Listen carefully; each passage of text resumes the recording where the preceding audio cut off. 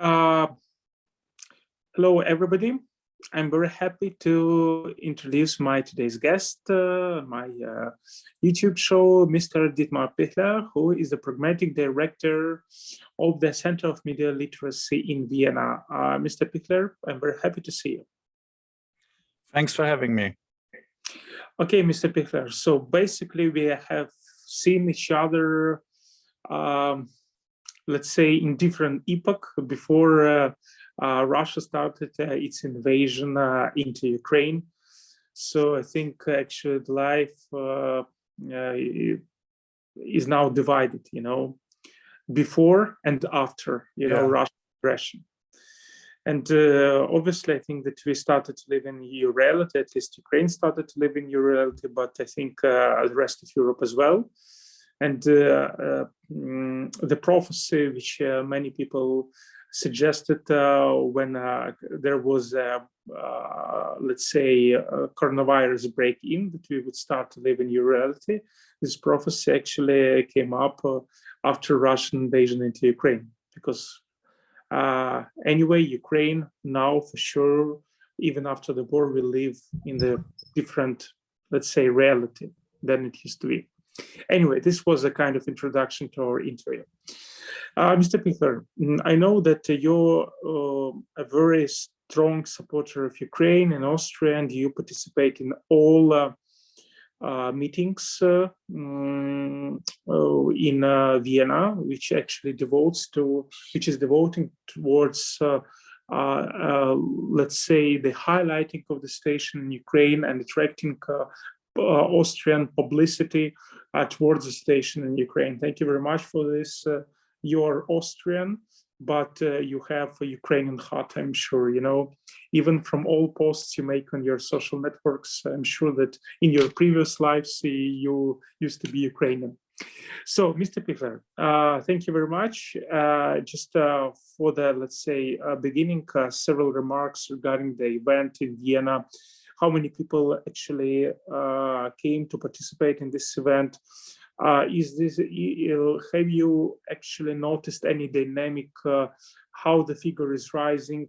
And can we say that the event which took place in Vienna, actually this venue was attended by not only Ukrainians who live in Austria, but also by many Austrians who has a strong sentiment towards Ukraine? Please. Thank you. That's a very good question. We began with gatherings and with events also to discuss the situation a couple of weeks or maybe more than 1 month before the full-scale invasion, where there was this massive troop build-up on the Ukrainian border. And I said to Kathi Schneeberger, which is president of Vienna Goes Europe, I said, I agree, we should do something now, because she asked me, she was in Kyiv for a couple of days, and she said, yeah, I think it's getting tense and we should highlight the topic. So we made our first gathering, I think 8 weeks ago, or maybe 10 weeks, doesn't matter, and it was pretty small, and I was super disappointed. There was not even diaspora. A couple of guys, my friends came, the Belarusians, Georgian, and a few Austrian guys, like we say, the usual suspects, the usual friends, And then actually 1 week later, there was another, there was still no war, I mean, except for the, but there was still, it was before the invasion, and a lot of people came according to the previous time, so a couple of hundreds of people. And then we went to the OSCE building and we had the gatherings there, and a couple of hundred people came. But after the invasion, there was, of course, a change. First of all, Ukrainian diaspora was completely mobilized. So everybody went to cry out for and to shout, and to say, stop the war, stop Russian aggression. And highlighting what you said before, also the Austrian people showed up there, and the international community. Vienna is a very international city, so the students, you could hear English. I saw so many Spanish people, and tourists also joining us at Stephansplatz and international places. And Then I think 1 week or 10 days ago, it went a little bit down because of two reasons. First of all, we had many gatherings. So there was 3 times, 4 times a week, there was some events. So it split a little bit, which I find good because you reach more people if you have 500 people on 2 positions instead of 1,000 people in 1 position.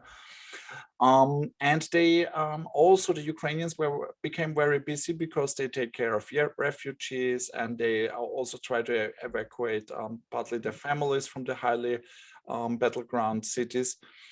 But today, and this was really a highlight, I think, we had thousands of people marching through Vienna. It was so big, I could not even report it with my phone because there was a huge line of people walking all through this, what we call the ring. And it was, I think I was not ashamed of my city today, I have to say. And it was completely mixed. English-speaking people, German-speaking people, tourists, of course, Ukrainian diaspora. Already some of the refugees were the Belarusians, Georgians, also oppositional Russian people. So we had everything. Today was a good day, according to protests, of course, but of course there's a reason. Okay, Mr. Piechler, I caught your remark. I understand that the number of people is rising, the people who are ready to protest against Russian invasion and for the support of Ukraine. But still, it is interesting to learn, let's say, the sociology, just to get a point how Austrian society actually reacts to the situation, because people who gather on the streets, people who protest, I mean, in the absolute figure, it can be really a serious figure, and it can take place. This crowd can take place in all the ring, along the ring. But if we look to the sociology, maybe you have some figures. How many people actually, in the percentage, how many Austrians actually they care about the situation in Ukraine? And if we look on different problems, which obviously each Austrian face in his daily life, which place is occupied by the, let's say, Russian invasion into Ukraine? Because obviously, Austrian government, as all democratic governments in the world, they rely upon figures. So they act accordingly to, let's say, the willingness of the society, the willingness of their voters, because then they have to face voters during the elections. So maybe some figures, how the situation in Ukraine actually affected Austrian society. Okay. So it's difficult. I don't have figures, but I can tell you what are my observations. So after 2014, after the annexation of Crimea and after the Russian aggression in Donbass and all this Igor Kirkin, Strelkov and Borodai activities there, and this war, and also this military situation, you cannot compare it to what is happening now. So the reaction is much bigger. People are much more concerned. I think especially on the first day, the Russian disinformation, it did not went through. They were completely concentrated on their domestic audience in Russia, and so there is a huge solidarity. So people are caring about donating, caring about refugees. Today I meet a friend. He never had anything to do with Ukraine. He's just political active, but not in international relations. And he showed me that he accepted 2 Ukrainian refugees to his house. So this is much different. So it is a huge topic now. I expected this in 2014 already, because there was you cannot compare it to now, but it was also a tense situation. But people they just asked me, what is happening in Ukraine? You have been there, but now really everybody's concerned. And for instance, my friend has a little shop in Vienna. He's selling chocolate and delicate stuff. And he said all his customers are talking about it. Everybody's concerned, and there is a Ukrainian supermarket on close to Schwedenplatz. Every customer goes there and asks, what's going on? How is your family? How yeah, what do you expect to happen? So it is really, and also if you take a look at the media, it's a top headline. Yeah, so it's all about that. People not even talking about the pandemic anymore. So it's a huge topic for us. I see a lot of solidarity, but unfortunately, a Russian disinformation machine is already working, because they do exactly what they did in 2014. They tried to demobilize our solidarity. They tried again to demonize Ukrainians, what they did in 2014. And I expect that it's going to happen on a bigger scale, because the war is it's uncomparable, terrible, what is happening. And I think we have to expect a lot of challenges. Okay, Mr. Piechler, you know that I always like to have a frank conversation with my guests who are on my show. Obviously, I understand that I'm sincerely grateful to all Europeans who host Ukrainians. I'm sincerely grateful to Austrians, and I know personally many Austrians who assist now Ukrainians who come to Austria. But we are talking about politics. And obviously, there are many problems which Europeans face, except the situation in Ukraine. And obviously, when we think about Ukrainian refugees, the question of solidarity between European states arises. And actually, it was put on the table during the European Council meeting in France, which was last Friday. Many refugees, as far as I understand, they stay in Poland, in Romania, so states which and Slovakia, which are, let's say, which have a common border with Ukraine. What about, let's say, Western European states? I'm not even talking about Austria, because Austria is very close to Slovakia. So I guess many refugees come from Ukraine even to Austria. But if we're talking about, let's say, Western European states, because Austria is more or less Central European state. If we're talking about other states, do you feel the solidarity, I mean, among Spanish people, Denmark, etc., etc., are they ready to host Ukrainian refugees on the solidarity basis?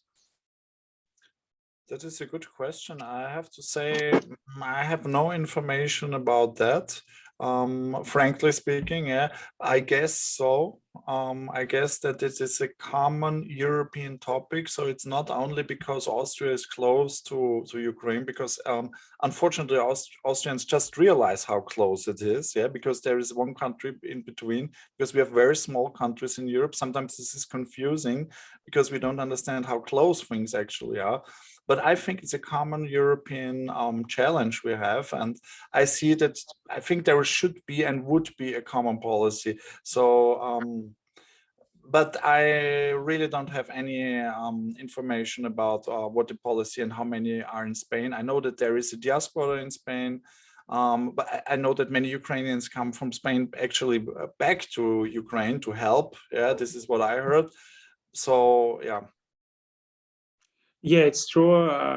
Ukraine is very close to Austria. Actually, if you look from Uzhhorod, I just, I was wondering, I went to Google and I found out that there is only 600 kilometers between Uzhhorod and Vienna. So pretty much the same like between Odessa and Kiev. So if you don't take the borders, and if you imagine that the borders are actually eliminated, it will take about 5-6 hours to get from Ukraine to Vienna. I'm not even talking about closer places. Yeah. So you're completely right, Mr. Piechler. Austrian politicians, we were talking about Austrian society and the, let's say, reaction of Austrian society, but we know that there was a strong influence, let's say, Russian influence in Austria on Austrian politics.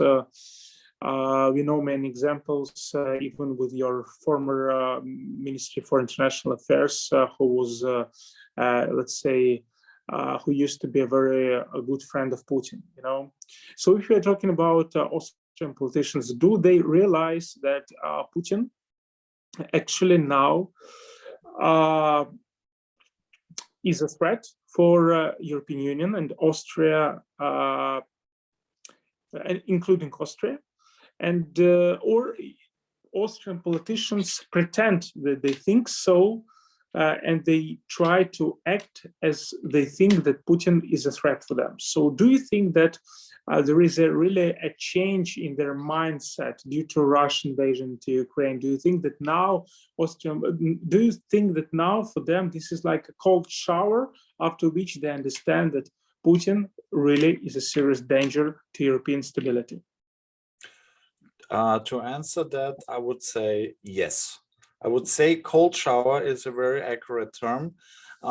It's very funny because usually if a person is working as an MP in the Austrian parliament, and usually the cold shower is when they go to Brussels, because maybe it sounds stupid, but they go to the West, but they understand more about the East. They go to Brussels, and in Brussels you get, so in the European Parliament, they get all the information, for instance, from the Disinformation Committee, and they finally learn what it's actually about Russia, because in Austria they don't know. We are somehow in a information, it's in a disinformation situation a little bit about Russian foreign policy. Yeah?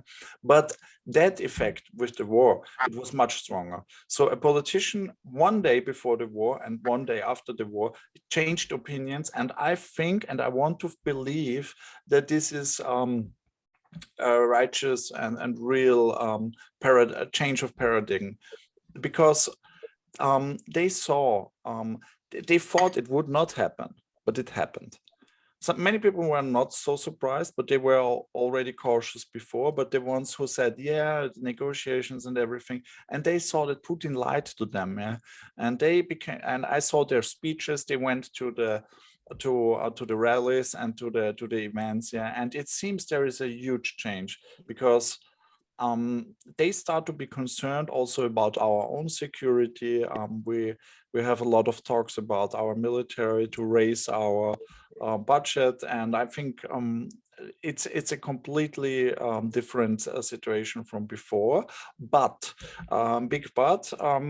the people are, as long as the war is, Russian disinformation is already starting, and people get used to a situation, and this is very dangerous because it's still happening. It's everywhere. It's coming closer, even as we saw today, close to Lviv, yeah, 20 kilometers of EU border, and I think it's very important that we should not forget about what is happening, that we don't get used to it, because Ukrainians also can't get used to it because they have a constant danger, and so that is because first people are shocked. They have this cold shower, like you mentioned, but then the conspiracy theory thinking and the doubts are getting around. So I hope that, but I think on the long term, we have a completely, to put it short, we have a completely different policy now. Mr. Piechler, another cynical question. Again, I apologize for this question, but again, we have frank conversation. Yeah. Obviously, Europeans now have a high concern, serious concerns about what is happening in Ukraine. Well, at least they discuss this. I don't say that many Europeans are really involved in this situation, but at least they are aware of the situation. But it seems to me that Europeans are ready to help Ukraine. They're ready to help Ukraine financially. They're ready to host Ukrainian refugees. They're ready to provide free housing, some job opportunities, etc.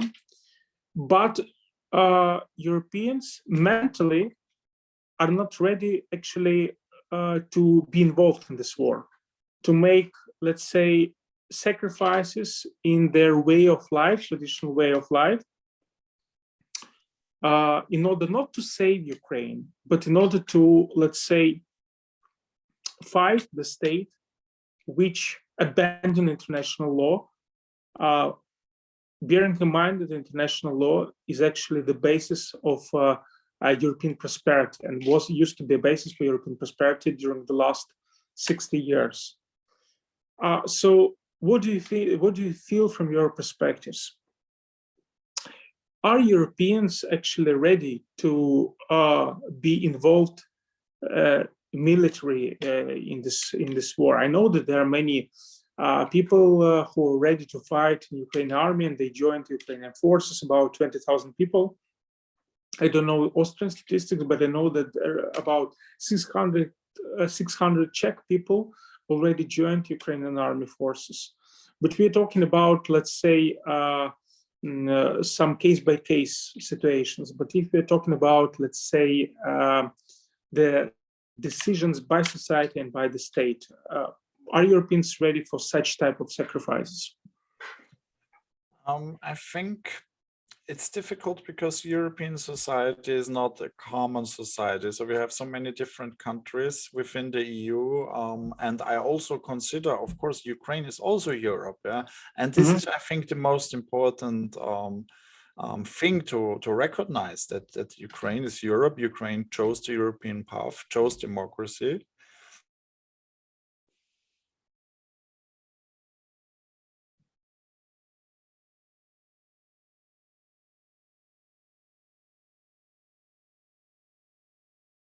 That we discussed it last time, and in my opinion, there should not be any question if there could be a war in Europe, because there is a war in Europe. It's not some remote area in a.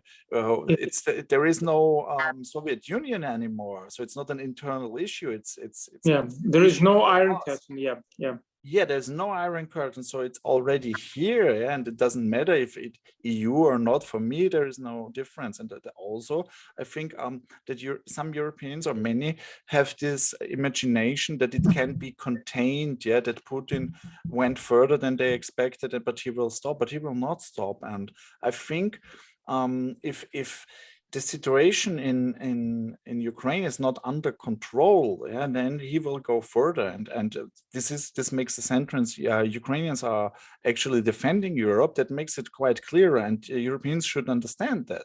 But I have to say, I remember a couple of days before the war started in Ukraine, Ukrainians, they said, no, it will not happen. Yeah, they said, many of them, yeah, they said, because we cannot believe it. I mean, we hate Putin, and he does these aggressions in Crimea and Donbass, but they could not imagine that he could try to invade Kiev, for instance, yeah, because it was just so horrific to imagine this. And I think Europeans, they are making the same mistake now, yeah, and they are even less educated about Putin. They don't watch their Russian television, NTV, or Россия 24 and something like that, yeah. And this makes this whole planning for the next months more complicated. But the good thing is there's more attention on the topic, so there's more discussion, and I see a chance that we get better prepared and also support more, yeah, because you need the support also for the defense. Yeah, I mean, helmets. Austria sent 10,000 helmets. Yeah, this is not much, but for Austria it means something, because we are not in a military alliance, and we are always very careful. So and Germany, and so I think it should be at least a different situation than before. Mr. Piechler, I have another two questions, and the first question, I mean, the following question will be the next one. Yesterday, Poland and Polish authorities, they undertook the decision to increase the number of their military forces from 150,000 regular army soldiers to 300,000. Yeah. I know Austria very well, and I understand that Austria is extremely peaceful state, and obviously Austria, as far as I remember, even is not a member of NATO. But Austria is a member of European Union, obviously. Is there now any debate in Austria regarding the changes in, let's say, a military backup, in the attitude towards military? Are Austrians now ready to maybe sacrifice some budget spendings in order to, I mean, in social sphere, in order to increase the let's say, military spendings and to, let's say, create an army. And regarding NATO, is there now a debate about integration to NATO like now is in Finland? For Finland, it's a very difficult situation because they have similar border, common border with Russia. But for Austria, I think Austria doesn't need to, let's say, be afraid of Russia because there is no common border. So are Austrians ready to join NATO? Okay, I will answer first. I would like to say something about Finland. And this is a very tense situation also for Sweden, because, you know, Russia said there is going to be a military reaction if they want to join NATO, which is actually happening when they discuss it. Yeah, so it's not from one day to the other. So I think we should keep our eyes on the two states, because there is a huge tension. And about Austria, there is a discussion, but people want to remain not part of NATO. Yeah. So, but what is without any doubt that we will increase our military budget, because if we don't do, our military is super underfunded since years, and there was already a discussion that it's actually not ready to do anything except civil missions. Yeah? And if we want to remain neutral, we need even more military, yeah? Because if you're a member of NATO, then you don't care, because you think that you are protected by others. But if you're not, then you need to be more prepared. And there is also something else. You said we are surrounded by NATO states, but we have to take into account that our neighbor is Slovakia, and their military is extremely weak.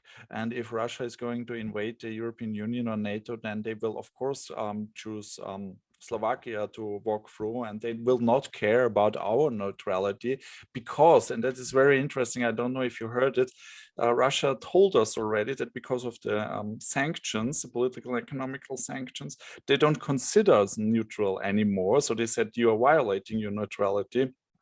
And they said it's an economic war, and they will react.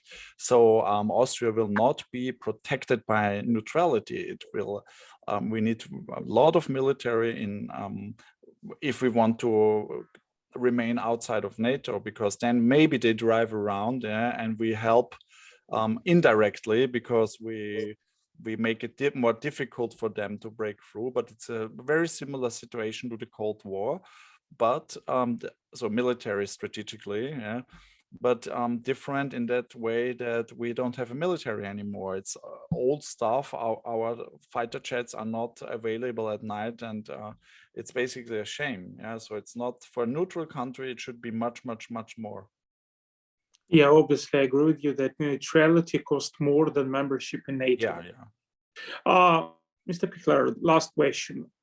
Obviously, after Russia started its invasion into Ukraine, European Union immediately, and I think it was even before actually 24th of December, 24th of February, canceled Sputnik RT in Europe. So actually they banned Russian propaganda in the European Union.